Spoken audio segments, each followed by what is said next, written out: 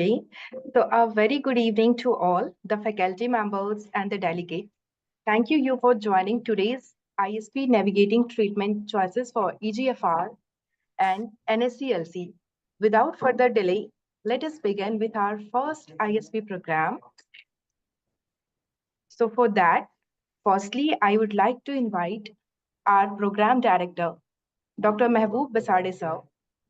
He is a senior consultant and a medical oncology at Jaslok and Safi Hospital, Mumbai, for welcome and opening remarks. Over to you, sir.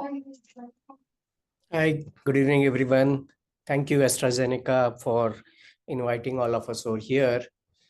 It's my pleasure to welcome you all for this evening session, which I'm sure is going to be insightful on the navigating treatment choices for EGFR-mutated non-small cell lung cancer.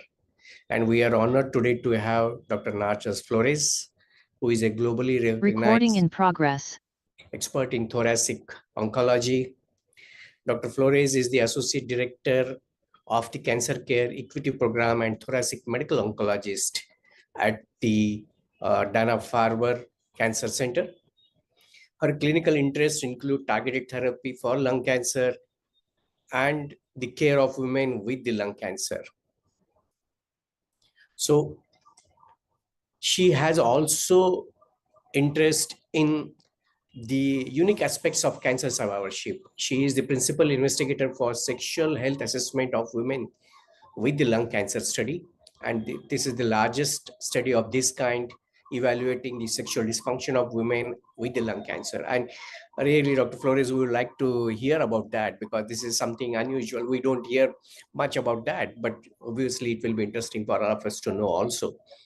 So apart from her clinical interest in lung cancer, she also has got an interest in, and she's a researcher in cancer health disparities, gender and racial discrimination in medical education and medicine. She has received many awards, including 2018 Resident of the Year Award by the National Hispanic Medical Association, the Mayo Brothers Distinguished Fellowship Award, and in 2020, she had a Rising Star Award by Lead National Conference for Women in Hematology and Oncology. So she has a significant treatment interest in the EGFR mutant non-small cell lung cancer, and we will be discussing many things about that. We also have our national experts. We will be discussing about the role of the NGS, and then we will have a panel discussion. So let me again welcome you all and hand over to Khushi to start further this session. Thank you so much, Mehboob sir, for a great beginning of the ISP program.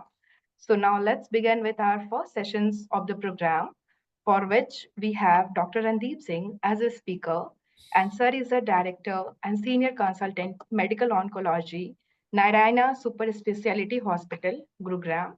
He is going to speak on NGS practical challenges. Over to you, sir.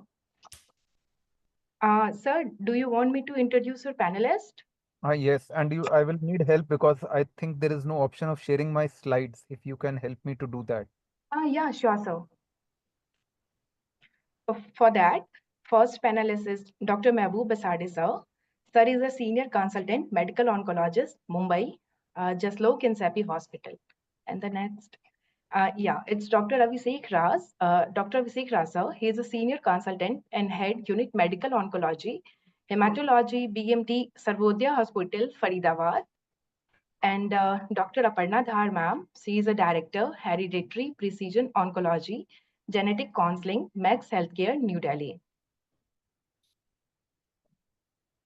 Thank you, sir.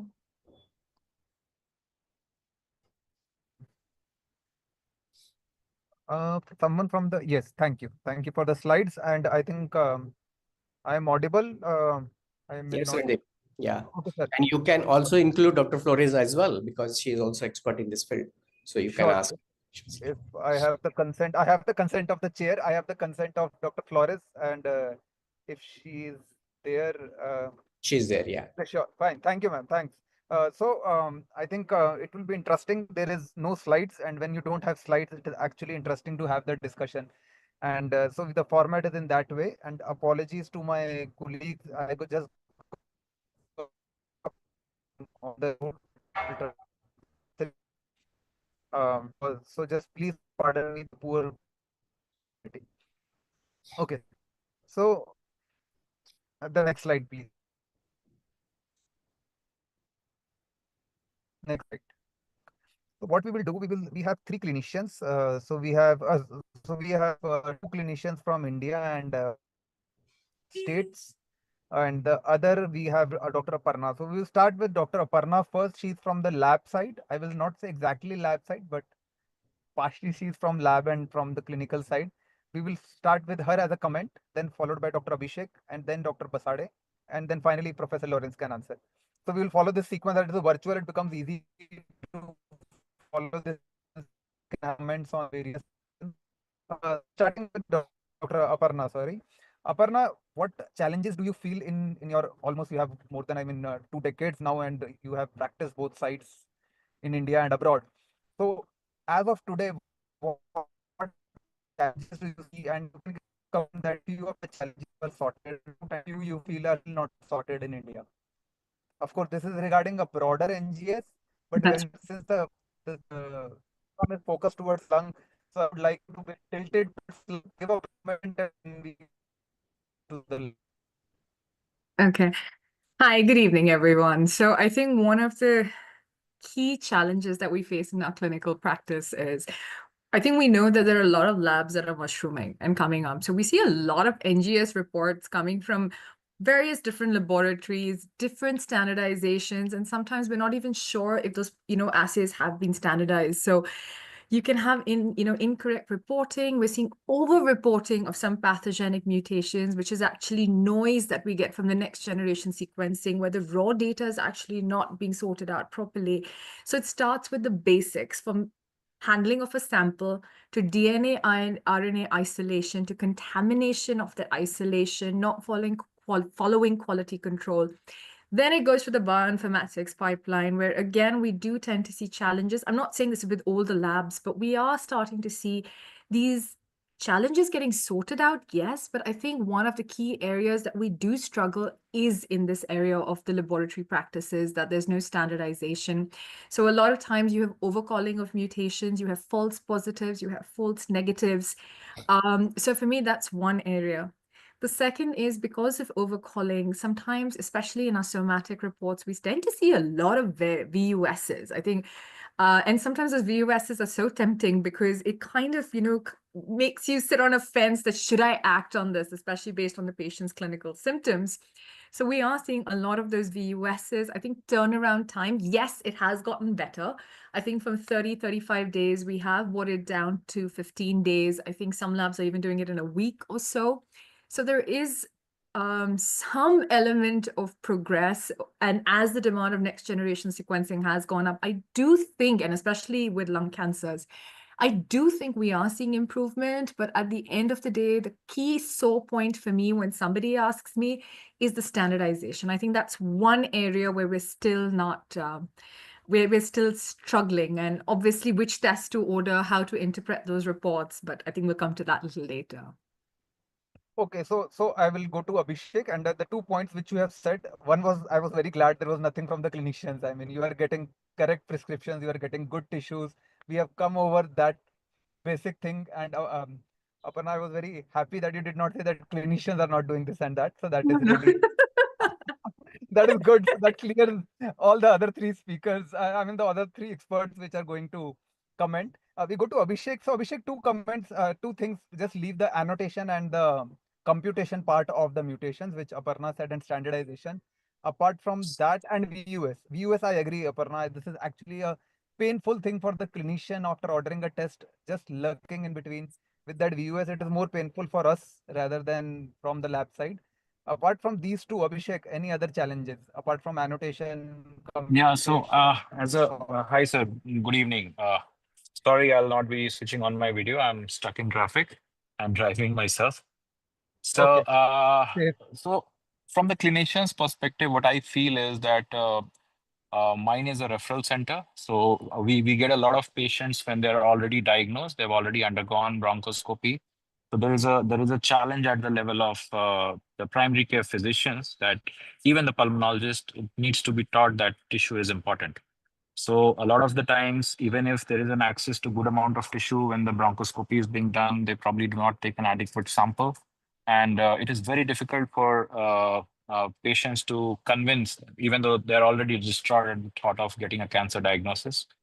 And it is very difficult to convince them again that, okay, go for a repeat biopsy, because this is the tissue is not adequate, and I need to do further testing. So that is one. And we already know that there is difficulty in accessing the tissue, and liquid biopsy still, it is not standardized by all the labs. As Dr. Aparna was mentioning, that there is a mushrooming of so many labs. So whenever we want to detect the target mutation, liquid biopsy is not standardized, and unless you are getting a good amount of tissue sample, that is always a challenge. So, and the third thing is, of course, in Indian setting, it's the finances. It's not just about the finances associated with the test.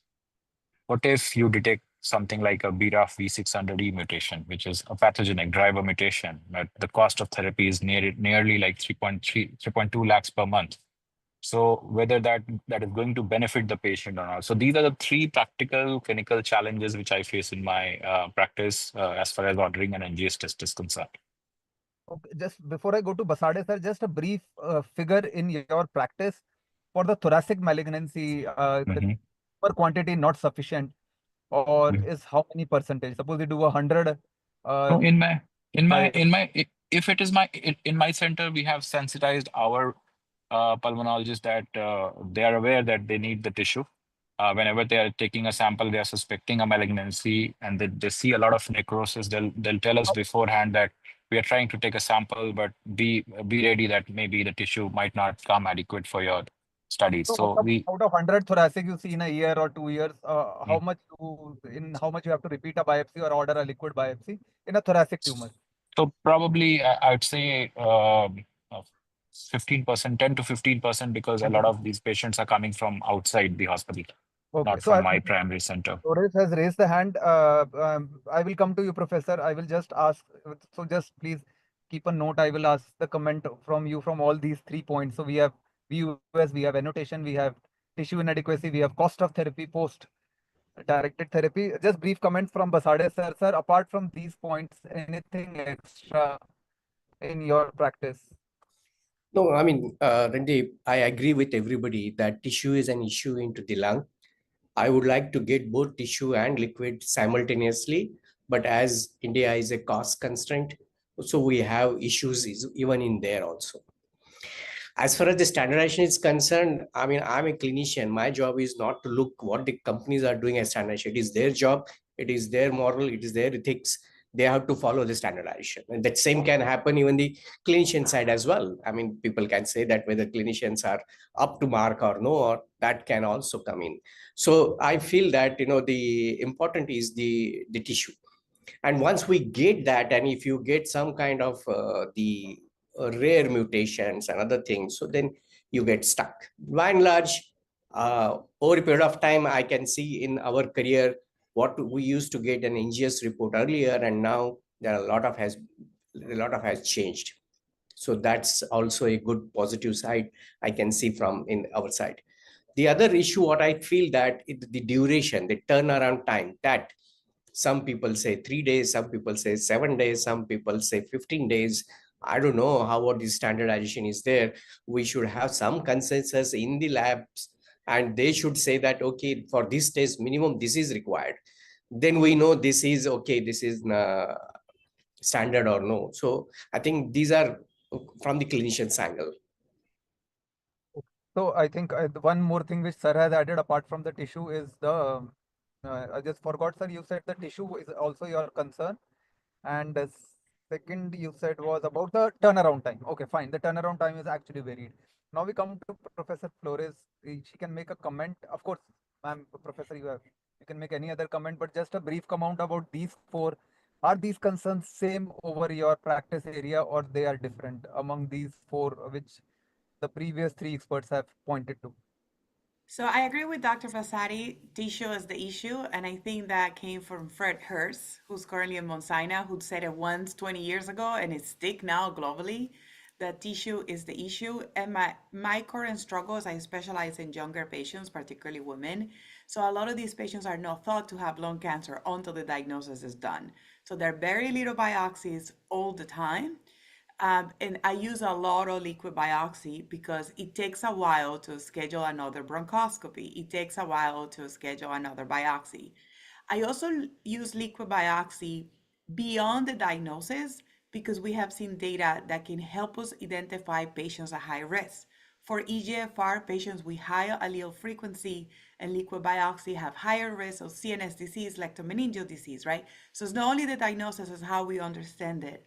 We also have a study called the Shredded study, which is done at a memorial Sloan Kettering, we have it here, in which patients that start osimertinib and they don't clear the clone after 6 weeks, they are randomized to the chemotherapy arm. So we're using it for treatment decisions, liquid biopsy. We're using it to try to understand the disease, how it will behave in the future, and to supplement diagnosis. The expenses about liquid biopsy are real in India, they're real here, that here in the United States. They're quite expensive. And we really thought that having more companies doing liquid biopsy will lower the price, but no, they all agree that it will be expensive. And it's very expensive all the time. So at least once a week, I have a patient that has a bill that goes to their house. It's like, why I'm getting charged $5,000? And we have to figure out how to get that covered. So I use liquid biopsy for prognostic diagnosis and to treatment decision. And as Dr. Vassetti say, tissue is the issue. I'm always hunting down more tissue. I always rebiopsy at the time of progression, if possible, as well. So the more tissue you give me, the happier I am. Okay, thank you, Professor, for the comment. I think I come back again to Aparna. Aparna, how happy you are with this liquid biopsy? Of course, as a clinician, I fully agree with Professor Flores and the other two colleagues will agree that for thoracic malignancies, it is a bit simple towards the clinical side to take a call about the liquid biopsy. With the breast, we are just coming to that level of thoracic. With the colon, we are lagging behind. With the pancreatic and cholangios, we are actually not to that level, and prostate for the liquid biopsy. So with that respect, when we order a liquid biopsies, what are your QC checks? Because liquid biopsies purely comes to the lab side. Because before that, we have to just withdraw the blood. It is not more about course of biopsy and the quality. So I So what makes the liquid biopsy as an ideal sample first for you? Okay. So step one is ensuring that there's a washout period. So if your patient is on chemotherapy, first things first, before you consider doing a liquid biopsy, yes, it's non-invasive, it's just a blood test. You need a minimum 14 days washout period. We've also seen patients who've undergone a PET scan. That too can sometimes interfere with the ctDNA count. So I say give it a 14 days washout period. If your patient is on a TKI, we have not known to see any interference with ctDNA. So if your patient's on a TKI, you don't need to stop it for a couple of days. You can directly take a sample. Step two, when you're taking that sample, it doesn't go into any ordinary EDTA purple tube. We actually have very specific tubes that are there for these cell-free DNAs that have preservatives in it. And that preservative solution actually stabilizes your blood sample while it's preventing hemolysis. In addition, it's also stabilizing and protecting your ctDNA. So by the time it reaches the laboratory, if it's within India or if it's abroad, I think within 3 to 4 days, the samples usually reach the laboratory. So it's stable. Now, depending on the Streck tube that we're using, sometimes in some laboratories, some assays, in the olden days, there was a temperature control. As long as it's not kept in direct sunlight, it's room temperature, you should not have an issue with your ctDNA. So that's the first step. Once it reaches the laboratory, then again, it goes through a QC process. We look at something called a tumor fraction. Tumor fraction tells you in that blood sample how much percent of DNA, ctDNA, is, as in the tumor DNA, how much do you have? Like how you look at tumor content with tissue, something similar that we do with a liquid biopsy. Now, depending on the depth of coverage, depending on the assay that you're doing, We do like having a pretty significant tumor fraction. Sometimes you say tumor fraction is less than 0.01%. And if they're reporting on that, I would be a little dicey. I would be a little concerned about the report, the false, it could be a potential false positive. And you could have false negatives too, where you could be missing out on actionable mutations. So it is this QC part that is absolutely critical. Then we look at the depth of coverage. For your liquid biopsy to be somewhat at par, and if we look at studies like the SLIP study, Nile study, the one that the value study that Dr. Natasha Leal has done, and there's even one where they've done complementary testing with Dr. Sanjay Popat. If we look at all of this, when they are saying that liquid is not inferior to tissue, we have to look at the parameters of the assay. One of the main thing was the depth of coverage, the sequencing depth of coverage. For a good liquid biopsy test, it has to have a minimum of 15,000x. That's what the AMP guidelines also recommend. That's what the CAP guidelines recommend. Now, what happens is when you increase this depth of coverage, you're also increasing the cost of testing. So a lot of times your labs will reduce the cost, the depth of coverage, so that they're reducing the cost. And that's where you can have a potential error. So when you are choosing a liquid biopsy test with any laboratory, step one, ask them what's their concordance data. So they'll say, no, we've done it on 3-4 samples. We've sent it for QC, we've sent it for ILCs to the UK, to Europe. No, look at how many known tissue samples, at least on 20, 50 samples where they've done a head-on-head comparison, and look at their concordance data. It's extremely important. A lot of the good labs in India have published their data. Look at that data, and I think based on that, then you can decide that, okay, all our patients cannot afford a Guardant or Foundation, but if we have to look at our domestic partners, I think these are some of the key areas that we should be looking for with liquid biopsies, because it's an excellent medium, especially in our lung cancers, and picking up those really minute resistance mutations. And because it's a heterogeneous disease, a lot of times it gets missed out on tissue. So these would be some of my parameters that I'd look at. That was quite comprehensive. I thought I will put 1 or 2 comments, but I will leave it to Basade sir and Abhishek. We will first come to Abhishek. Abhishek, you are there? Yes, sir. I'm there. Okay. Hi. So, Abhishek, in your practice, apart from what Aparna said, suppose you get a good tumor fraction. Let us say the tumor fraction was around 1% in the liquid biopsy. Aparna, I hope you are comfortable with that 1% tumor fraction with a good coverage. Okay, I can see her thumbs up. So I will put it at 1%. In spite of that, when you interpret the VAF, so 2 things from you as a clinician, from you and Basade sir, and then we go to Professor Flores. One is that if you wish to, and there are no financial constraints, in how many patients of of lung cancer, we will send at diagnosis a comprehensive both liquid and tissue. So let's say they come at cost. Liquid and tissue come at a same cost. So would you like to send out of 100 in everyone, or in some cases where you are really thinking a lot about driver mutation? That is first question.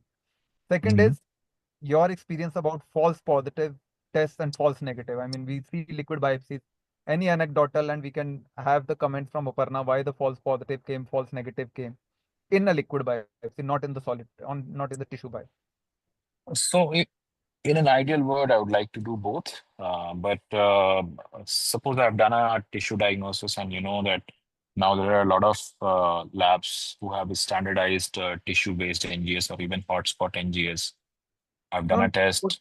Both the tests are standardized. So let's say it's a Foundation, Garda, Tempus, whatever we believe in, or our national labs, whatever, MedGenome, Aparna's lab. So let's say. I think if cost is not a constraint, if given an option, because lung cancer is a heterogeneous disease, as Dr. Aparna was mentioning, in an ideal world scenario, I'd like to do both. But for all practical purposes, I'm mostly doing tissue first. And unless we have a difficulty in accessing tissue, or I'm strongly suspecting a mutation which has not turned up in the tissue, I usually do the liquid biopsy at that point. And your experience about false positive, false negative in a liquid biopsy, it was come wrong, or the VAF was very low, or the VAF was very high. I mean, these are the routine things. The VAF is going 50-55%, and clinician is scratching his head, which we used to do in an initial practice. and then the VAF is going around 0.01%, as Aparna mentioned, and we are thinking what this noise is coming, what to do. Yeah, so whenever I've detected a mutation, and suppose the VAF is very low, I've detected say a BRAF mutation, a VAF is very low. So I'd always ring up my molecular pathologist and try to discuss it with them that if they think that this is the driver mutation. We've had cases where I've detected VAF as low as 0.8% BRAF mutation, and we have treated them with targeted therapy and they've responded. So I don't think there is a very specific cutoff for VAF as far as liquid biopsy is concerned. False negative, as we all know, that we have to be very careful that when you are sending the sample, if the patient has been treated with chemo, try to avoid sending that. And if the tumor burden is less, and if the depth of coverage is not very good for some of the labs, so that is the instance where you can have false negative tests. Just a request from okay, Basade sir, and just a request from the AZ team. Please let me know 2-3 minutes before when I have to, when my time is up, and so that we can wind the session. 5 minutes are there, sir? Yeah. Fine, sir. Sir, a very brief comment of whatever Aparna and Abhishek has not covered. No. I mean, they have covered, Aparna has covered extensively, so I don't have anything. But in practical purposes, I would say that my 30% of my patients go both at the time of diagnosis, liquid and the tissue. I want 100%, but it is not feasible because of various reasons. And VAF, the mystery of VAF will remain throughout our life. So we don't know what VAF percentage will go on changing. And specifically, if you have multiple driver mutations and the VAF percentage is equal or more or less equal, then we are in trouble. So that's what is my comment. Okay, we come to Professor Flores. Your comments about false positive and false negatives. So, And of well, course, yes, VAF is and VAF mutation. Basade sir left it there for me to take it forward. So we can go in that order. The false positives, false negatives, VAF, a mystery, and then co-mutation. so sorry, you got cut off a little bit. I think the false negatives is Shall very I, key. shall I go again? So No, false, I think I got the false negative part and then the BRAF part. and So false I think the positive, false negative, and then the VAF mystery, and then the co-mutations. yeah. So the false negative is true and is very important because I see it every day that the mutation is not present in liquid biopsy doesn't mean the mutation doesn't exist. I have a 32-year-old liquid biopsy was very negative. She has an EGFR mutation. That was yesterday, right? So that is very important. Also, when making decisions about immunotherapy, a negative liquid biopsy doesn't mean you can start immunotherapy yet. About the mutations. What happens is liquid biopsy has been developed at the same timeline or we have learned about mutations and alterations, right? And Aparna, correct me if I'm wrong, we have studied liquid biopsies a lot in EGFR because that was the first mutation, right? And then we proceeded with ALK. The latest the fusion of the mutation is, the less we know how effective it is. The latest one is NRG1, right? We just got approved therapy here in the US 2.5 weeks ago. We don't know really what is the positive predictive value of fusions, particularly NRG1. So the sooner the newest the mutation is, the better we have to know that there is no data. Because most of the EGFR data, most of the liquid biopsy comes for EGFR. A partner like Charo Agarwal, Dr. Agarwal data is mostly an EGFR. BRAF is challenging. It always will be challenging. And also, the patient's characteristics are very different in BRAF, right? They don't look like the other patients. So I think I use both tissue and liquid biopsy, but I have diagnosed one out of many in liquid biopsy. So I think they're complementary. I don't think you have to pick one or the other. They're complementary, but you need to be very wise. Co-mutations are extremely important now. We know that EGFR T53RB1 is not the same that EGFR alone, right? We know the risk of transformation is so high. ALK variants are also overall different based on the tier. So co-mutations and subgroup of mutations are becoming so much important. And it's kind of, when we all train, I look young because I don't have children, but I trained a while ago. Remember when we were training, there was 3 mutations and we didn't differentiate it. So now there's so many subgroups that we need to understand that the co-mutations means the baggage. This mutation comes along or it comes with any history, right? So I think it's so important and so fascinated in my lab. We study the power of co-mutations a lot. So happy to talk to you of this setting. And Aparna, I want to recruit you to my lab. So if you want to move to Boston, that's I into am board consideration. certified. I just to add that I am US board certified. I may need you in my lab. So good. Sorry. I could make the employer and employee meet, so no one is talking about my commission. Is it doesn't need commission on this? He's board certified. You can hire him from tomorrow. Okay. So I think there were many points, and Professor Flores, you did touch upon the fusion. I wanted if Aparna can give a brief comment, can allow the last comments about fusions on liquid biopsy, which Professor Flores touched upon, Aparna. It is actually difficult. We know, there are so many mutations. Let's not talk about ALK. She already talked about Sir, NRG and NTRK. Brief comment because we are running out of time, Aparna. 1 or I 2 just have minutes. two Yes, sir. things. One is that the VAF is direct, so the depth of coverage and VAF are directly proportional. Higher the depth of coverage will tell you your actual cutoff of a VAF and what is actionable and what is not. Second, with respect to fusions, yes, it is a challenge because ideally for fusions, there's a beautiful impact study that shows that 14% are actually called out on RNA sequencing. So they've done DNA sequencing where they're all liquid biopsies. And when they did RNA sequencing, there was a 14% difference. So RNA has a better pickup rate.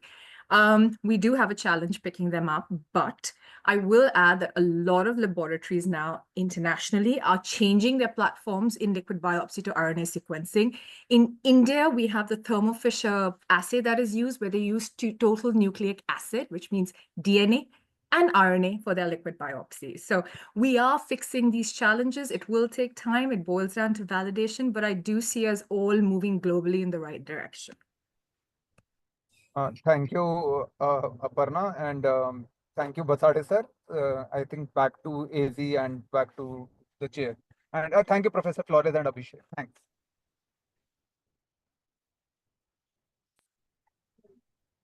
Thank you so much, sir, for conducting a great session.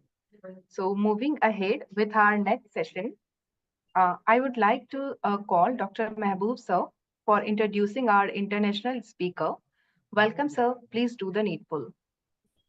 I just did the introduction of Dr. Flores, and it's my pleasure to again invite you, Dr. Flores, to have your session on the uncovering newer opportunities for EGFR-mutated non-small cell lung cancer. And over to you, and you please add your the data of the sexual problems patients associate, because we know EGFR causes a lot of other mucosal problems. So let's see that. Yes, if it's a mucous membrane, it's gonna be dry. Yeah. So I'm gonna share my screen. We can talk about that at the end. First, I want to be very thankful to the AC team. It's very important to me to get to know the global community. I'm not from the United States. I'm an immigrant in this country, and I'm for a multicultural background. So getting to know people, learn from practices, and get to know future colleagues is extremely important to me. So I'm very thankful to be here. And I wish I could be there in person because you have better weather than we have in Boston right now. But I take what I'm given. So I have 3 screens. So I want to make sure it's the right screen before anything. I have too many screens, I guess. Are you able to see the full view or the presenter's view? Somebody help me there. Okay. Yes, ma'am. Full view. Yeah. Full Okay, it's full view. All right. So the titles don't define me as a human. So I'm a doctor that does lung cancer. We talk about this briefly, but we need to talk about that without testing, there is no targeted therapy. We can talk about everything we want, but testing is key. In the United States, we're still not doing well with testing for metastatic disease. We're testing around 68 to 70% of patients and conducting a very large study right now that supports that. And for early stage disease, the numbers are terrible. We need to make sure patients are given the opportunity to have targeted therapy. And that starts with testing. It's so key. It sounds so simple, but we're still not doing well with testing. I had a patient that I saw yesterday for the first time. She had neoadjuvant chemoimmunotherapy, didn't respond, had a pneumonectomy. This patient is 42 years old. And then when she came to see me, I found a red fusion. So it's so important so patients are not put in the wrong treatment and they don't have long-lasting consequences like a pneumonectomy when you're 42. So I'm going to talk about early stage EGFR and about ways in which we're treating EGFR disease now in innovative ways. And this was presented by my dear friend, Dr. Ramalingam. We know that immunotherapy doesn't work for EGFR. It started with a trial that was done in Memorial that closed early, and then many other trials, including Kino 789. But for Pacific, a stage 3B unresectable, a subgroup analysis showed that patients did not benefit for durvalumab if they have EGFR mutations or ALK rearrangements. So since we saw this subgroup analysis and we did our own studies at Dana-Farber, I haven't been using durvalumab after chemoradiation in patients with EGFR disease, also because if they have progression, you will have cross-toxicity with the immunotherapy. So I wasn't using it already, but the main point is that there is limited to no benefit in durvalumab in patients with EGFR, ALK rearrangements, or ROS1. So what can we do with these patients? If you do only chemoradiation, these patients have 75% chance of recurrence. I will buy a lottery ticket if I have 70% chance of winning, right? So this is a high risk progression. We need to figure out something. And Dr. Ramalingam and the team conducted the LAURA study, which is osimertinib after definite chemoradiation in EGFR positive. So this is the schema of the trial. Sorry. Here's the schema of the trial. These patients have a stage 3B, unresectable by the 8th classification, and they have classical mutations. That's key. They have exon 19 deletion and LA5AR translocation.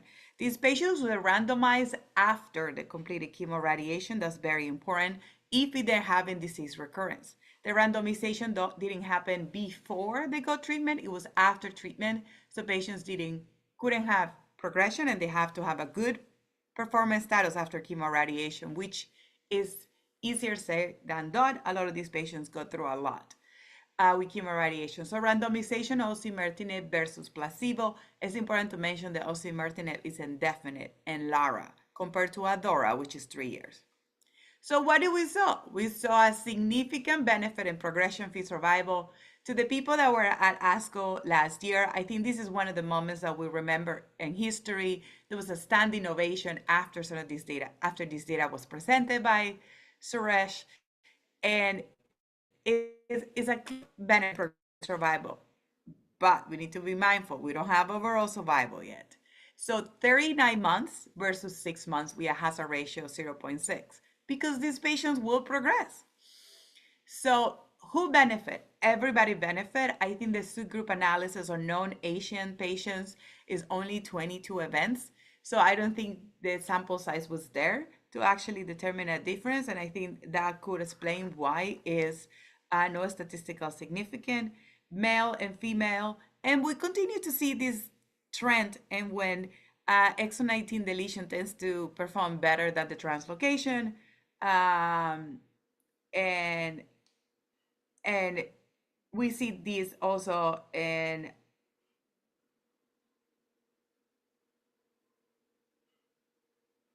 it's also, sorry, we saw that in ADAURA as well. I just got a page. So overall survival data is still very premature. I want to mention that the curves do cross around 24 months, and then they start separating at 36 months. So I'm very interested to see how the data will play for overall survival, because there's always the concern that we will be treating micrometastatic disease, and I think it's very, very important. Adverse events were not new. Nothing new for osimertinib in this setting. Something that we were concerned is those increase the risk of interstitial lung disease. It was around 8%, and is higher, but not significantly higher. So I think it's very safe to say that these patients can go on osimertinib after chemoradiation. It's very important that we understand that the ILD difference versus radiation pneumonitis, it was higher in osimertinib, but this is key when you have to look at your pictures.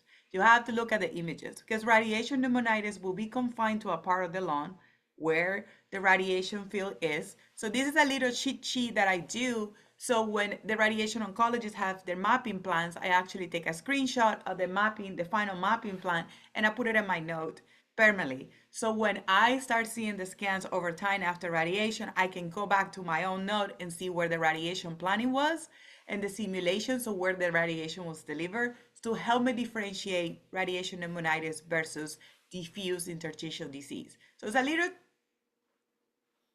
tip because it really helps me, because otherwise I have to keep looking for the simulation every single time. So the conclusions for Lara is that the progression-free survival was clearly significantly better with osimertinib compared to placebo. We know that the profile was the same, the safety profile, and in the United States, the therapy was approved for a stage 3B unresectable.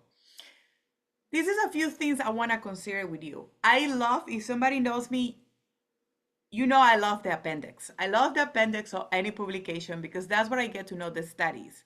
I probably need to find a better hobby than looking at appendix of publications, but right now that's working. We have to standardize lung cancer staging. In Lara, 50% of patients have CT scans of the head versus 50% of them have brain MRI.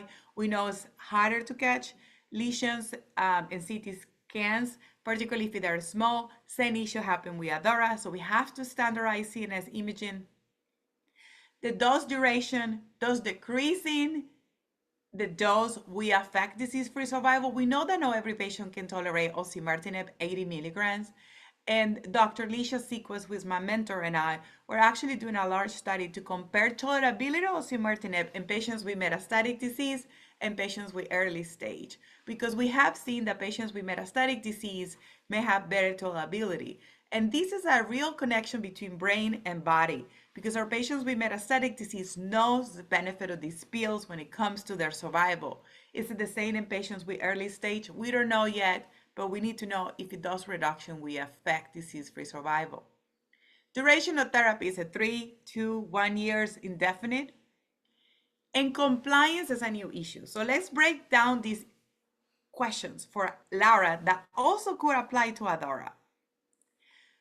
Optimal duration of osimertinib. I think it's very important to understand the different radiation practices. In the United States, so I imagine in India too, the radiation practices are very different, and access to different radiation techniques are very different. So confrontal radiation versus other radiations can affect how the patient actually recovers. Financial toxicity, it is an expensive drug. Indefinite is indefinite toxicity. And also, we really need to find out these changes in the curves over time, and what happens to atypical mutations, right?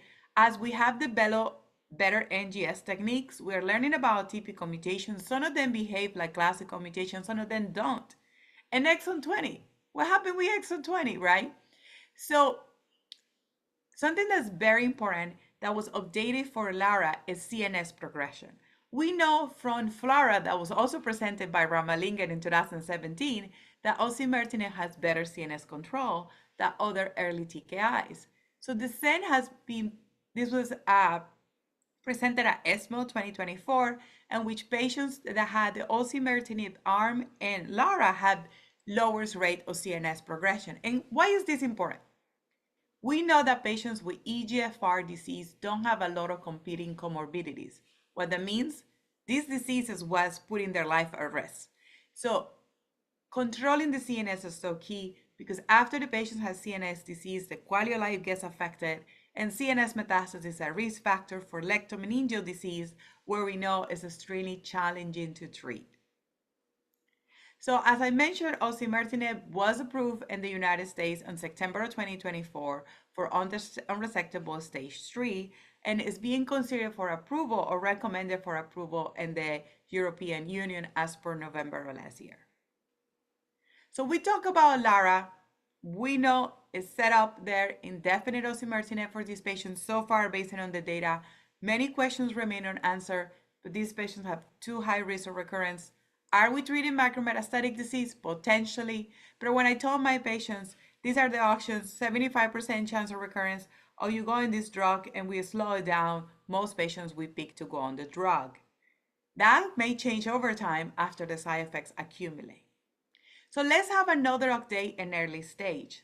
ADAURA, this was presented by Rohrs in 2020 during the pandemic and then updated in 2023 in person at ASCO. We have the 3-year overall survival data for ADAURA. Is clear benefit. These are patients that have resectable disease.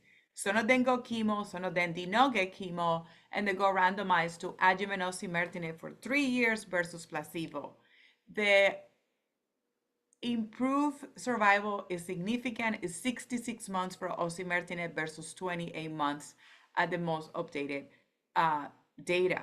We do know that the overall survival benefit in ADAURA is related to disease.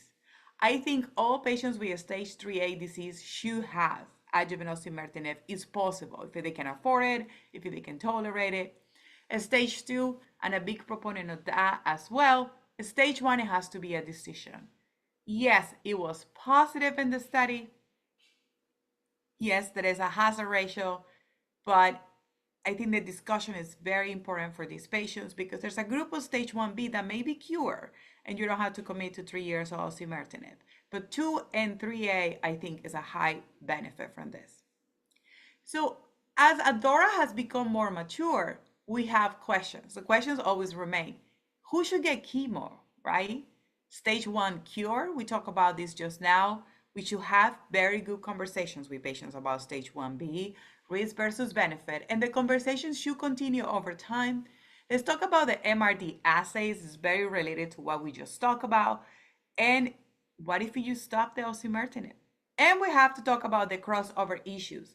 It's very important to mention that in LARA, the crossover issues were actually improved because a lot of patients in LARA were allowed to cross to osimertinib, which didn't happen in ADAURA. All right, so who did get chemo? This is the subgroup analysis for chemotherapy that showed that adjuvant chemo has similar hazard ratios. But here's what is very important to go to the appendix because you cannot make these decisions based on this data, that you should be able to exclude chemo for everybody. I don't agree with that. I treat very young women and I tend to be very in favor of chemotherapy for these patients, particularly young patients, because of the compliance issues that I'm seeing. A lot of patients got it on the osimertinib. The first year is fine, but as you start getting CT scans that are negative for disease, the patients start questioning if they actually need the therapy. So when you omit the chemo, you are literally committing this patient to 3 years, but that's something you don't control if the patient will be able to tolerate the 3 years of osimertinib. Side effects accumulate over time. And when you go to the favorite part of the papers, which is the appendix, you need to look at the subgroup that was in the no adjuvant chemotherapy. The group on the no chemotherapy group was largely more stage 1Bs. So these patients have better prognosis because they're stage 1B, and there were more patients with stage 3A and the chemo arm. So when we make these conclusions, we always have to go back and look at the data. So based on the data, this is secured by the population that was recruited. So we go back again to the supplemental figure S4. Students don't like that I go to the appendix, but I think that's how you learn about these trials. And as patients with stage 2 and 3 non-small cell cancer had the best survival if they go chemo and osimertinib. So adjuvant chemotherapy has a role in these patients. So most of the ones that didn't have chemo were stage 1B, and the ones that had chemo were stage 3A. And when we look at these patients, they benefit the most if they had chemo and osimertinib. We have 5-year overall survival, 87%. So those where we have to go to the supplemental. Stage 1B, I think a lot of these patients potentially could be cured. There were 32% of the patients in ADAURA. It's important to know that we need to classify stage 1B as high risk and low risk. It's a stage 1B because tumor size, as a stage 1B because pleural invasion, lymphovascular invasion was a present of stats, which is spread to air spaces. What are the characteristics? We just talk about co-mutations. Not every EGFR patient is the same.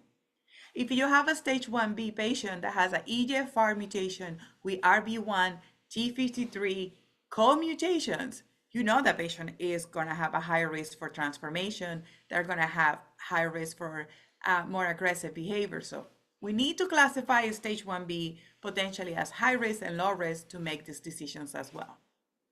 So let's talk about MRD. So apparently you may find this very interesting. This was presented by Dr. Tom John from Australia, in which patients in ADORA have this neogenomics MRD assay. This assay is not widely available. This assay has not been validated in a lot of other patients, but it was studied in ADORA. So patients have these MRD assays during baseline, 12 weeks, then subsequently after that. And what we know is that patients receiving osimertinib were more likely to have a MRD-free event. That makes sense, right? If you're controlling the clone, you're not going to find it in the assay. So I think that eventually there's going to be a role for these assays, but none of them have been fully said, this is what we're going to use yet. But it's a very good question as we're learning about these assays in early stage. So patients that had MRD positivity have lower median progression, disease-free survival compared to the ones that have negative MRD. So not only going in osimertinib increases the chances of that, but also MRD detection could identify the subset of patients that may benefit for longer adjuvant osimertinib. So we're learning about these tools. They're not right for prime time, but I think we're learning more and more about this technology and how we're going to use it to classify patients. So what happens if your patient starts the osimertinib and they're like, I'm not going to do it anymore? Well, the number one reason why osimertinib was discontinued in ADORA was, this is published in JTO, it was ILD. That's clear. ILD, we need to stop. But cardiac adverse events was the second adverse event for discontinuation. So we need to remember that even if these patients don't have tobacco history, we still need to get a baseline echo before starting osimertinib, regardless of the stage, and we need to follow their QTC. I published this back in the day, 2019, about the risk of cardiac events and osimertinib and how you can use another TKI if this happens, or metastatic disease. The crossover issues that I mentioned that don't exist in LARA as much, they exist in ADORA, and which a lot of patients did not cross over to osimertinib. When I asked Roy why this happened, the difference is the different practices in which the trial was done at each country. So osimertinib is not approved in first-line therapy in many countries, so these patients needed to go to gefitinib, which is more widely available and approved. But there's also a group of patients that went into even more first-generation TKIs, so that could have affected the numbers and overall survival, because we're not comparing osimertinib to crossover osimertinib, we're comparing to more lower tier TKIs. Again, the supplemental, you gotta love the supplemental tables. And there are a lot of studies happening in this early stage. We have NeoADORA. A press release for NeoADORA showed that the benefit wasn't as great as we expected, but as an involved with this trial and my experience during these patients, I think patient selection is very key for neoadjuvant future trials. We have ADORA 2, which is the same concept, but for stage 1A. Mixed feelings about that one. I think classification of patients is very important. Not every stage 1A2 be offered this option. And then we have the target study in which patients will go in adjuvant osimertinib for 5 years. I think this may have a role for those patients that have MRD assays or have risk features. But again, it's becoming so tailored. Not every EGFR is the same. Not every patient, there's co-mutations, there's response, there's tolerability. It's becoming more complex. Like we were talking the early days in which crizotinib was the answer for most of the mutations is gone. I want to take the last 6 minutes to talk about innovative combinations and innovative approach, because the treatment of EGFR disease is evolving and we're doing things that are different to keep the patients in target therapy as longer as we can. I have patients running the Boston Marathon and osimertinib, but I never had a patient in chemo running the Boston Marathon. So the quality of life, their capacity to have a life outside of the cancer center is related to the capacity of being in targeted therapy. So the Ramos trial, that's actually by Dr. Lee and Andy Anderson, is a combination of osimertinib plus ramucirumab. Some of this data was presented at ASCO 2024, but everybody was talking about Adriatic and Lara, so poor Ramos was forgotten. And other studies about osimertinib or EGFR inhibitors with VEGF inhibitors. In these cases, classical mutations, CNS metastases were allowed, and it's osimertinib plus RAM versus osimertinib alone. I think this is a small study, it's part of the Hozier Cancer Center Network. It's small, but is bringing questions about the role of VEGF inhibitors and EGFR patients. There was a progression-free survival benefit in the combination of ramucirumab versus plus osimertinib versus osimertinib alone. And this concept is not new. We have the Rainbow trial. We have other trials that have combined EGFR inhibitors. Gefetinib has been done in combination with ramucirumab that show benefit of RNBGF inhibitors. So I think this is going to be continued to be developed. We also know for IMpower 150, and which was the combination of chemo plus immunotherapy to VEGF inhibitors, that the VEGF inhibitor between IMpower 130 and 150, the only difference between these two trials was the addition of VEGF inhibitors, and 130 was negative and 150 was positive. So I think we all got very excited about targeted therapy and immunotherapy, and we forgot our old friend VEGF inhibitors. We have something in Spanish that we say that when there is new saints, we forget about the old saints. But I think is a lot of food for thought about VEGF inhibitors. I want to talk about oligometastatic disease. Oligometastatic disease has been defined now as less than 10 lesions. And there are two approaches for oligometastatic disease. The first is oligopersistent disease.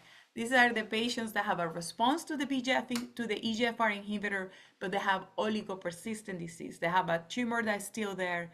So the CINDAS trial evaluated VEGF TKIs plus SBRT consolidation versus EGFR TKIs alone. This is a lot of things I actually do. This study was mostly done in China and is trying to be reproduced in the United States. And we saw an overall survival benefit in the patients that have consolidation radiation. So these are the patients that have a remaining tumor or a remaining lymph node, and everything else has responded and it has been stable in the EGFR.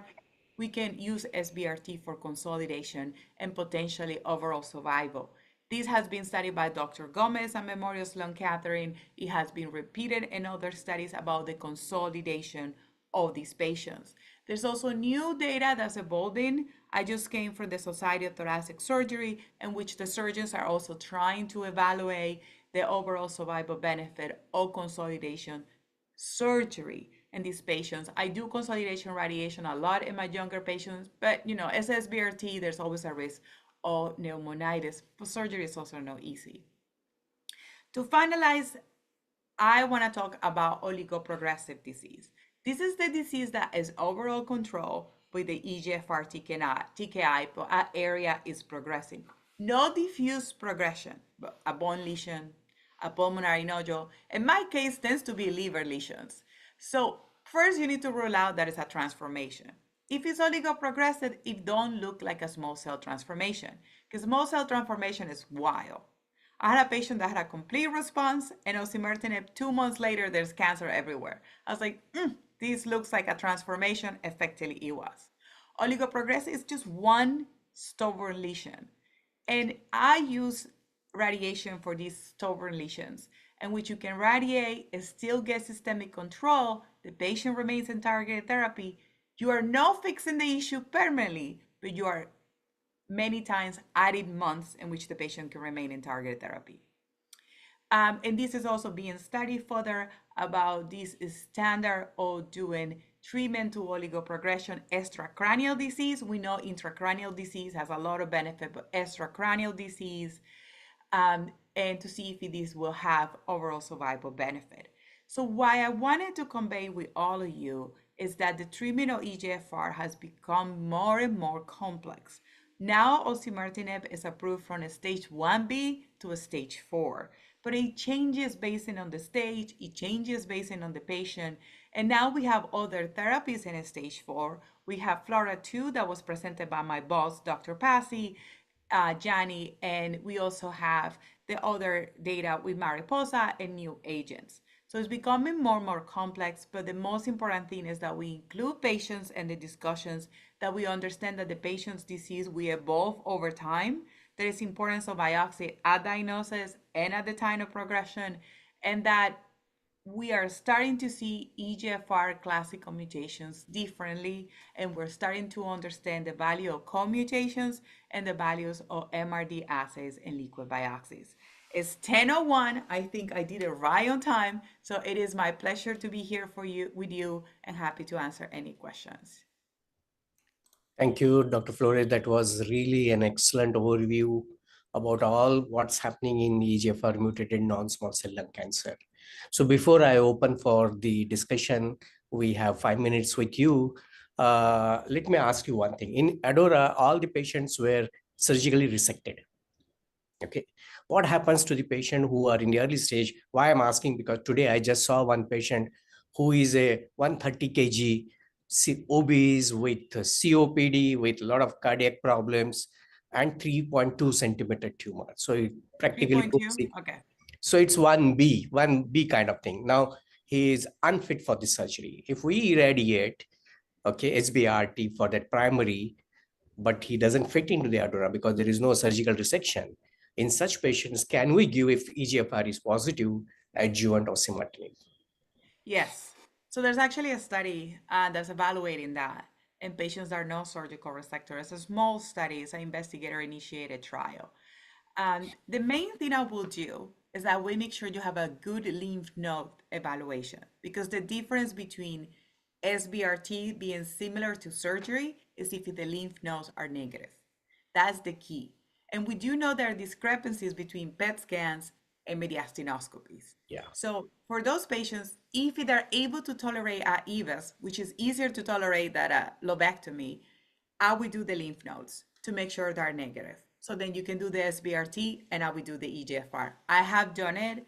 I have a patient, for example, that she has ILD. She won't tolerate the surgery. She has autoimmune ILD before any of this. She's EGFR positive. So what we did is we did very tiny SBRT, but we did a mediastinoscopy. And now she's an osimertinib because she wouldn't tolerate it. She's already on oxygen. If we did surgery, she wouldn't survive the surgery. But we evaluated the lymph nodes. That is what the key is. If it's clear that the lymph nodes are involved, then talk to radiology because they may need a more extensive field for radiation. But it's a good option. Yeah. Okay. Yeah. Anybody has got any question? Please can go ahead. Nothing in the I think chat box. I forgot to mention, it's about compliance, about these patients stopping the medication. I think it's very important to have honest conversations with them. This is a new issue. It's new to us, right? I don't do breast cancer. When I was at the Mayo Clinic, I used to do lung and breast. And that was always an issue with breast cancer, like take your pills. So it's new to us in lung cancer. It's like, take your osimertinib, please. I have a patient that her daughter was getting married and she quit the medication for 3 weeks. So she didn't have diarrhea in the wedding. I'm like, no, we cannot do that. I know that's an issue even here as well. Yeah. So, and you were supposed to touch upon the sexual this thing. Oh, I forgot. Sorry, I forgot about the vaginas. We have to talk In the about that. next 2 minutes. Yeah, we have 2 minutes. Then we can. So the issue with osimertinib, it produces vaginal dryness. So it's a very easy solution. So vaginal lubricants and moisturizers are available everywhere, but sometimes people are very ashamed of using those. Coconut oil, yes, you hear it right. Coconut oil you can buy anywhere. It's a good vaginal lubricant and moisturizer. Another very important part of osimertinib in sexual health is rashes that can affect the woman and man capacity of feeling comfortable with sexual activity. So those rashes need to be addressed. Sexual health is beyond penetration. This includes cuddling, kissing, foreplay, and most importantly, self-love. So it's very important to talk to these patients that they need to self-love their new version of their self, because life changes after a cancer diagnosis. So I also all my women and men that after their cancer surgery, they look each other in the mirror naked and they tell themselves 3 things they like about their new body about cancer, right? Because scarring, shortness of breath, all of that affects sexual health, because sexual health is half organ, half brain. So that's what I think is very important, to have the conversation. I have a bowl full of lubricant in my clinic and I leave it in my room so patients are able to take it without nobody seeing them. And I can tell you every 2 weeks, I need to fill out the bowl. So that has been a good technique. Just leave it there, you know, and all of that. Okay, so we have one question by Dr. Akhil Kapoor, and he is asking about post-osimertinib. What are the lines of therapy? And we do have a panel discussion. If you are going to be around, then are you going to be there for next half an hour? I'm going to be here for a little time. I do have to go, but I'm going to be here until like 10:20. So you can and quickly answer that. Post-osimertinib, your options. So for osimertinib post-progression, depends if they go chemo or not, right? If they go treated with FLAURA2, you already got the chemo out. So I prefer a clinical trial. You're always gonna get that answer, right? But let's eliminate the easy answer. If they haven't got chemo, and a big proponent in chemo and keeping the osimertinib. If or not, then the situation with Mariposa is that Mariposa will study osimertinib versus amivantamab plus lazertinib, or post-osimertinib with chemo. So the patients that go chemo already, where do you put them, right? Mariposa didn't include chemo. Mariposa 2 included the chemo. So there's a big gap there that patients already go chemo.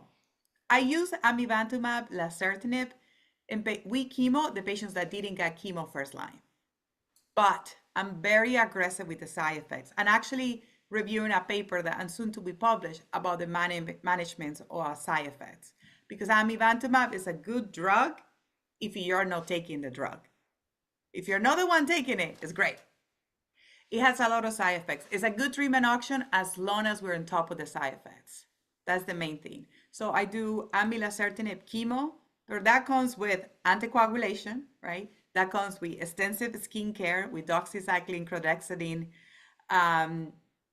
and that comes with edema, right? So tricky. Another choice is ADCs, and you mentioned Dato. Dato has submitted the new application for EGFR. When we look at the Dato data, it's very promising for EGFR patients. When you remove EGFR and ALK, the data is not that good. So I think molecularly driven tumors, Dato is very good. And patritumumab for the Helena trial that was presented in Singapore. And we forgot about patritumumab. We haven't talked a while. So we're waiting for the approval of patritumumab. I was in the latest FDA meeting. We don't know when it's going to get approved. And if it's going to get approved. Allegedly, yes. But we only have Helena. And it was superior to Dato because it had better CNS control. So very long answer. Depends what they go first line. Depends what they can tolerate. AMI is a good option if you're on top of the side effects and the patient can deal with everything else. I think AMI, when AMI subcutaneous comes, it will be easier. And I use a lot of ADCs like Dato and patritumumab if you can get my hands on. Thank you, Dr. Flores, and Don't answer. thank you very much for your excellent talk and the discussion. And we move forward to last panel discussion. We have 20 minutes to go, and I will try to finish in that 20 minutes. So let me just start presenting. Okay, so please let me know if you can see the slides.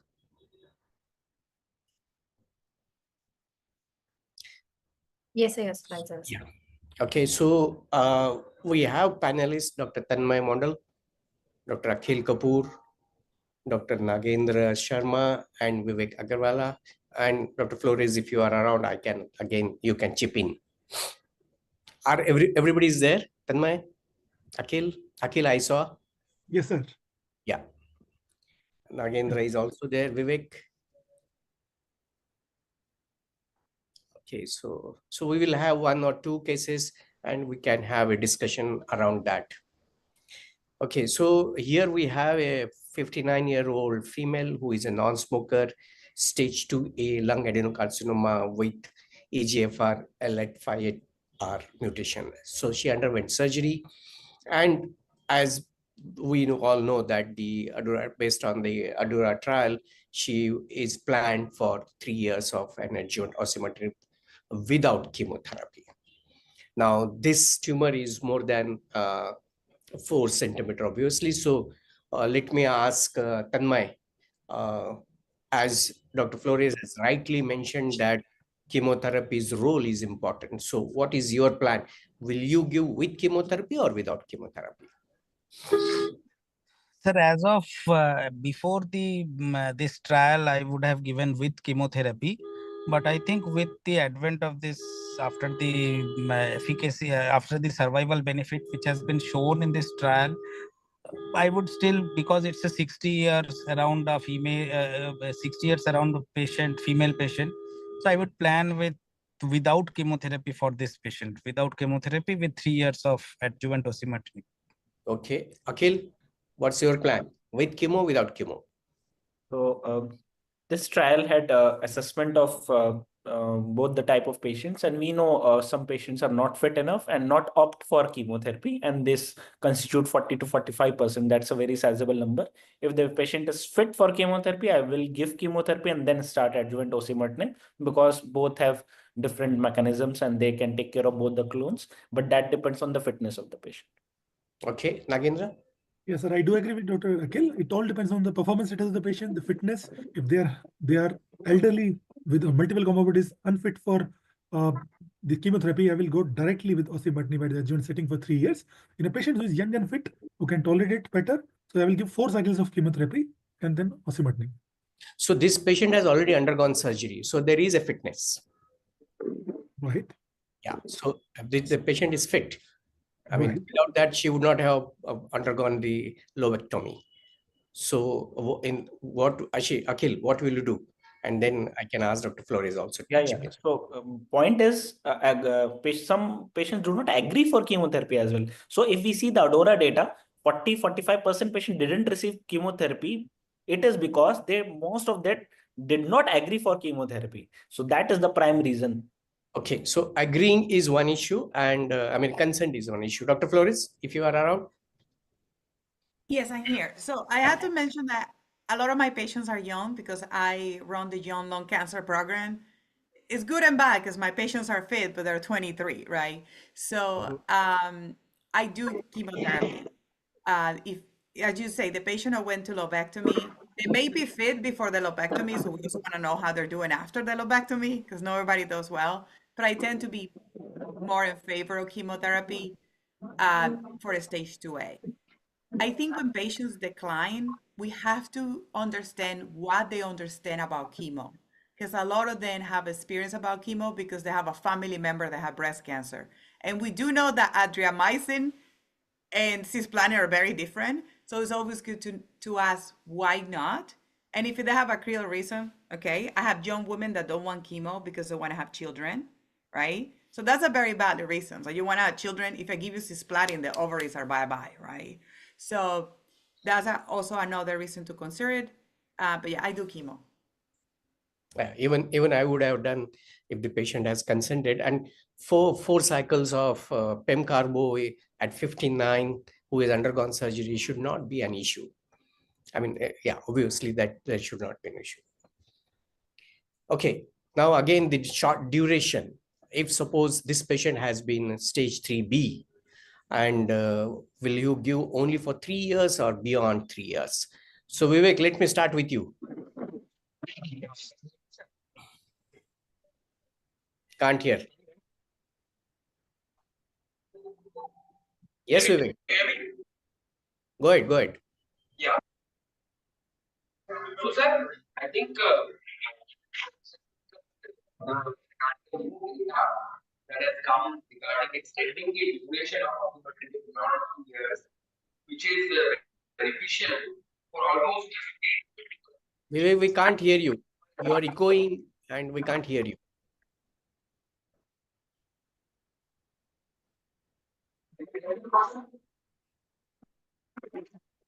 Yes, please. Yeah.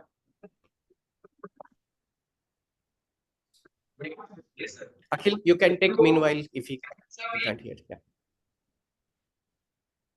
So the question is about continuing beyond 3 years?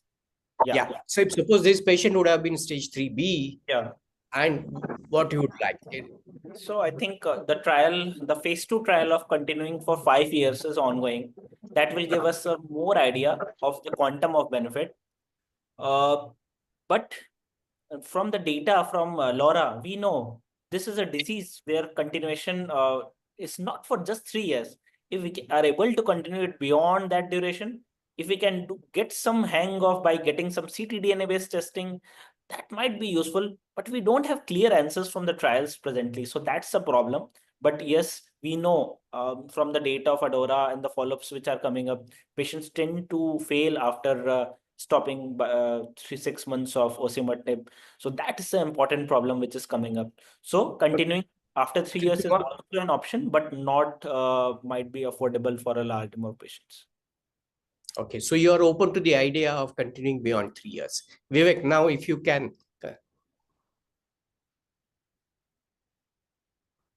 No, still can't hear. Tanmay? Sir, I would also go with the same plan. Yes, I would. At present, whatever data we have, it's up to 3 years. But yes, I would prefer to use more than 3 years also if it's feasible, because cost becomes a challenge for many of our patients. Okay. Okay, Naginder? Yeah, I do agree, sir. My point is that as per data, we have to continue till 3 years. After 3 years, I will have an informed decision with the family. We'll see whether it is financially sustainable beyond 3 years, right? But I'm open for that, because as Dr. Akhil have told clearly that there's a phase 2 data that we have gone till 5 years also. But the mind is there's no clear answer to this. But mind is we have to discuss at 3 years when the patient have completed, there's no toxicity, then I will open up the decision. And if it is financially sustainable, I can go beyond. Because in LAURA, we have seen that it is lifelong, right? For ADAURA, we are having 3 years. Okay, Dr. Flores, please. I think what Dr. Sharma mentioned is very true. Indefinite osimertinib is very hard, financially, emotionally, and physically. That you allegedly have treated disease, but we don't know what happens with discontinuation at 3 years because the data is not there yet. Yeah. But I do tend to have a conversation with them at 3 years. I haven't been there yet. I only have one patient that she decided to proceed with the osimertinib. 2 other patients are like, no, let's do the scans, you let me know. And in those 2 patients that stopped, we're doing MRD assays when they come for the scans. No validated, but both of these 2 patients are less than 50 with very young children. So I'm like, let me do everything I can. But yeah, I think after 3 years of discussion, the study didn't stop, right? So we're supposed to do like the study, but in the study, the osimertinib was paid for, which is very different than when the family has to pay for it for the rest of their life, right? It's very important to consider it about that. Okay, Vivek, if you are there around, the role of ctDNA for surveillance for such patients.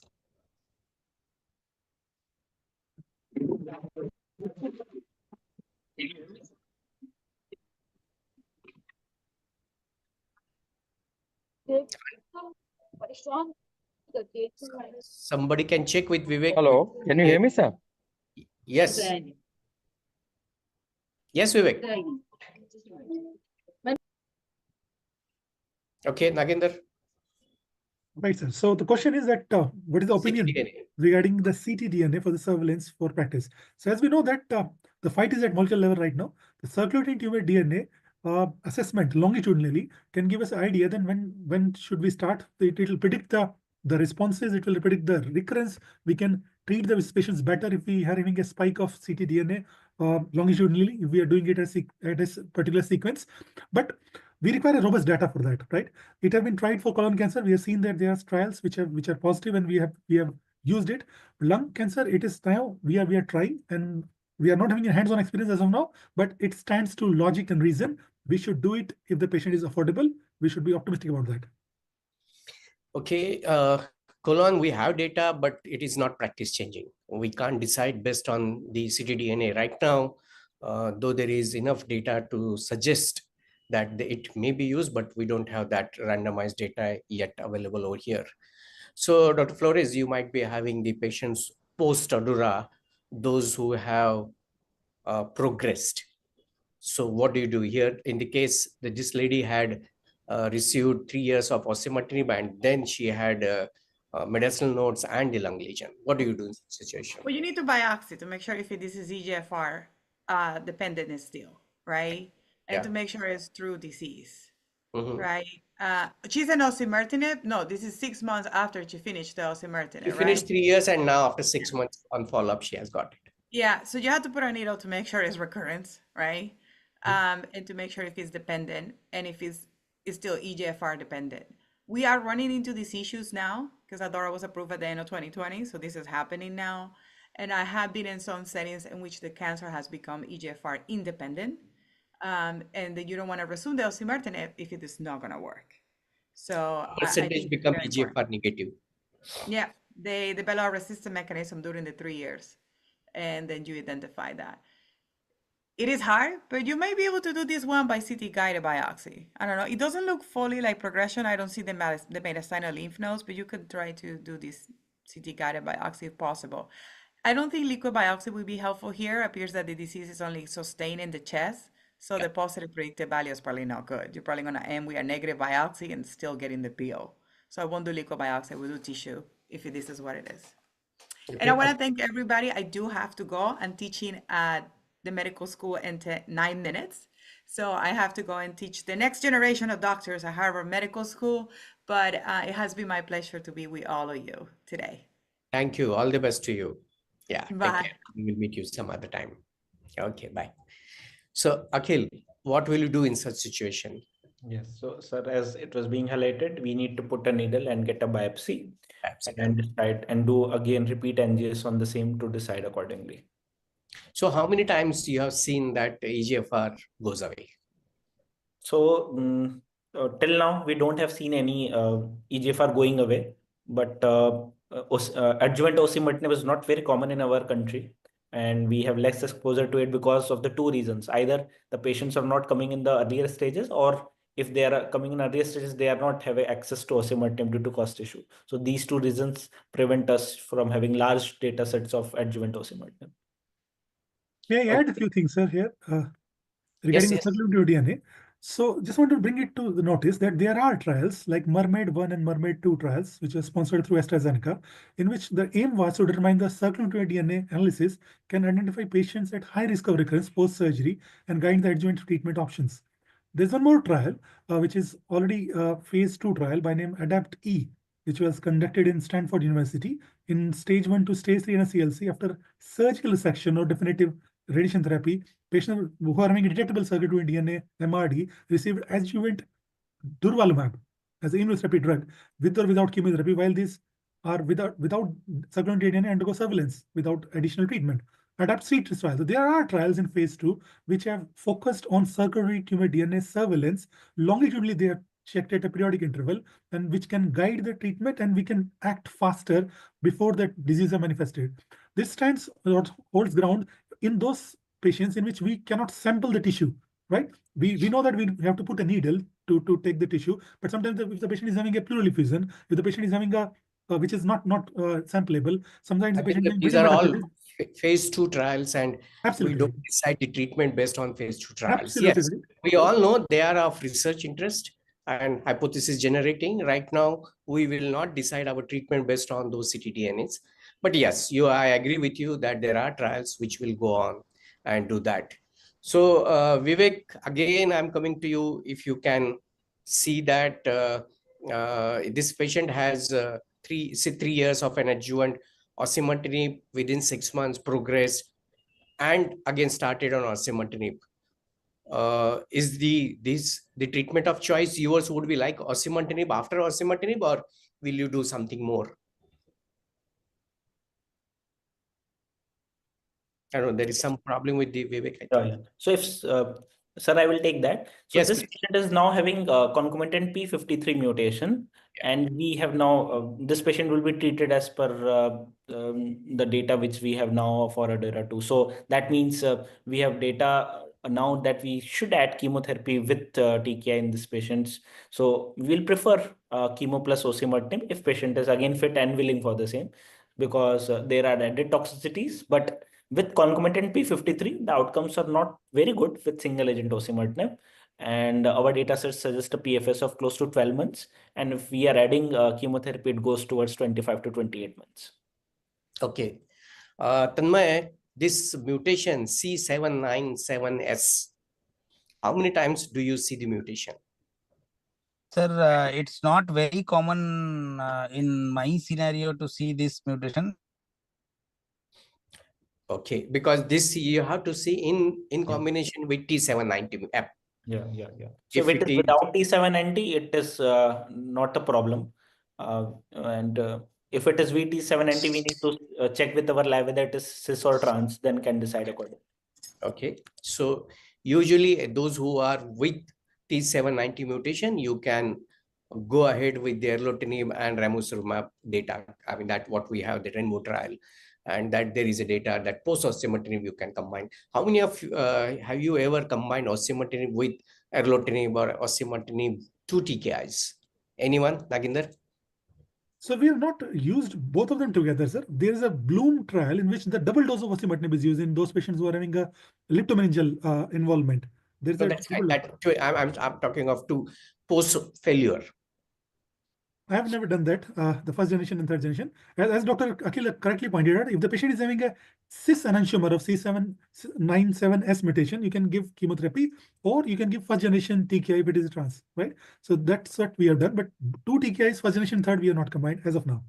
So most of us, this is all the database from the literature, but we do give chemotherapy for all patients, and plus minus we do add bevacizumab or ramucirumab, some anti-angiogenic drug, plus minus if IO is to be added, because there is data that post failure you can combine with chemo, IO, and all these 3 drug combination.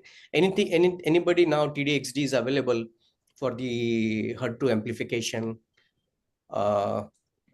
Anybody has any experience with that? So, sir, we have utilized it for ERBB2 mutation, not amplification.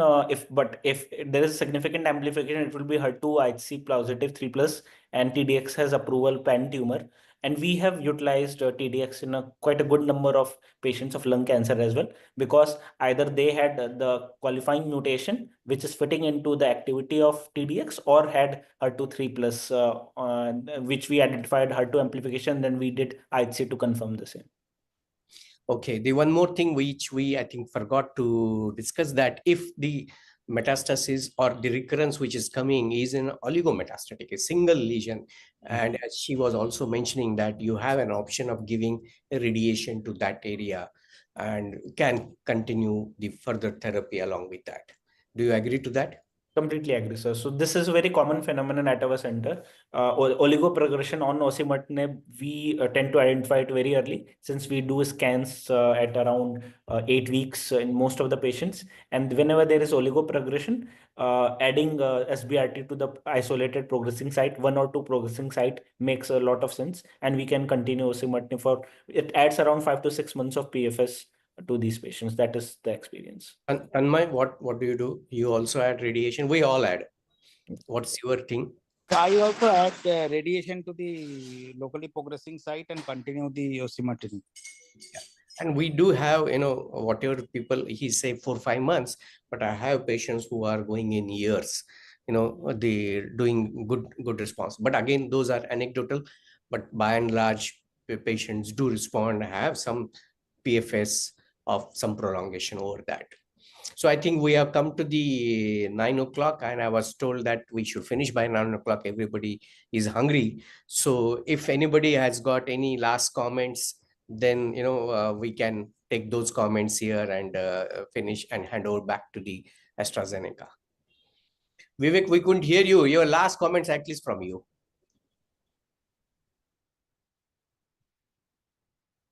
I think he is lost right now.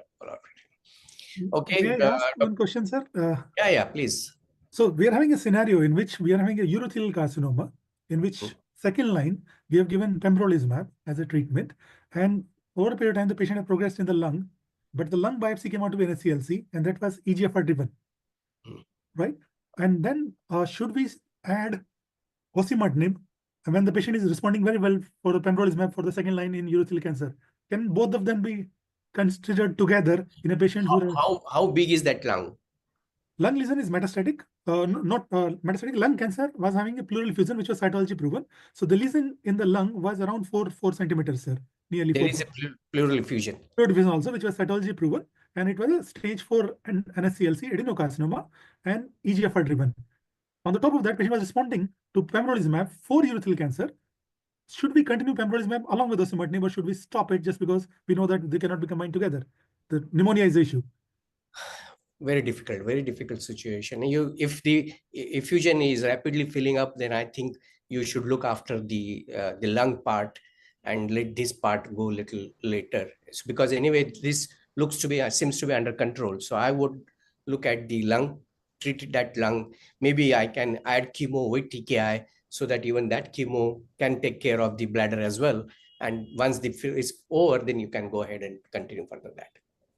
So you will stop immunotherapy and will give chemo and target. Safe. Yeah, safety is the primary issue. Yeah. And we have seen significant toxicity from the data sets. That is why even if the patient has, for this happened to us previously as well, the patient was on immunotherapy, we had stopped immunotherapy. We gave 2 months of first generation EGFR TKI, then switched to osimertinib, so that because we know OC plus immuno might lead to significant ILD, and that can be life threatening. So that's important point. We add one more thing, not just related to the lung, but the patients where, we have palbo or abema going on for the breast cancer.